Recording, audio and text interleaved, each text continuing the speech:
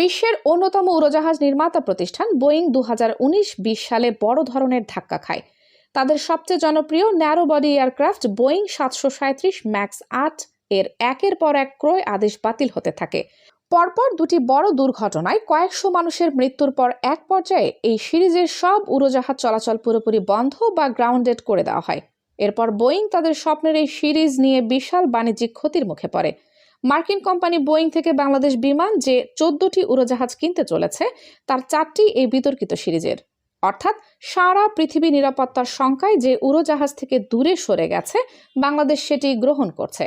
2018 সালের 29 অক্টোবর ইন্দোনেশিয়ার লায়ন এয়ারের একটি উড়োজাহাজ উড্ডয়নের মাত্র 13 মিনিটের মাথায় জাভা সাগরে বিধ্বস্ত হয়। নিয়ন্ত্রণ হারানো সেই বিমানটি ছিল বোয়িং 737 ম্যাক্স 8।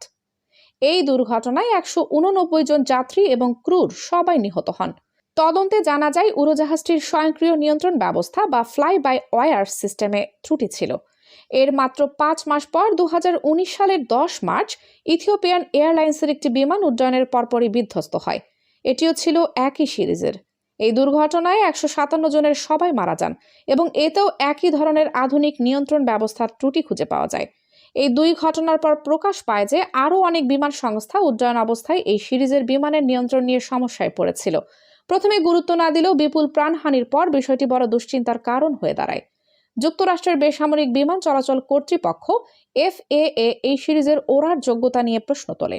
এরপর 13 মার্চ 51টি সংস্থা এই সিরিজের উড়োজাহাজ চলাচল বন্ধের সিদ্ধান্ত নেয়। 18 মার্চের মধ্যে বিশ্বজুড়ে সরবরাহ করা হয় 387টি বিমানের সবগুলোই বসিয়ে দেওয়া হয়। পরে জানা যায় বোয়িংয়ের নতুন উদ্ভাবিত স্বয়ংক্রিয় ভারসাম্য রক্ষা পদ্ধতি বা MCAS সিস্টেমে ত্রুটি ছিল। বোয়িং এই ত্রুটির কথা গোপন রেখেই প্রচুর উড়োজাহাজ বিক্রি করেছিল। পরে তারা স্বীকার করে যে দুটি দুর্ঘটনার জন্যই এই পদ্ধতিটি দায়ী ছিল।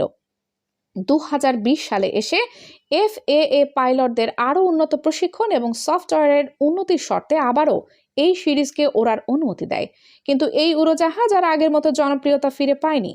সবশেষ 2024 সালের জানুয়ারিতে আলাস্কা এয়ারওয়েজের একটি ফ্লাইটের জানালার পাশের অংশ উড়ে যাওয়ার ঘটনা ঘটে। এটি ছিল 737 ম্যাক্স 9 সিরিজের উড়োজাহাজ। পরে এই মডেলের 171টি উড়োজাহাজও সাময়িকভাবে বন্ধ রাখা হয়। বাংলাদেশ কেন এমন সমালোচিত সিরিজের উড়োজাহাজ কিনছে তা জানার জন্য বিমান বাংলাদেশ এয়ারলাইন্স বা বেসামরিক বিমান চলাচল কর্তৃপক্ষ চকের সঙ্গে যোগাযোগের চেষ্টা করেও কাউকে পাওয়া যায়নি। তবে বিমানের একটি সূত্র বলছে এই উড়োজাহাজ কেনার সিদ্ধান্তটি সরকারের। এখানে তাদের মত দেওয়ার কোনো সুযোগ ছিল না।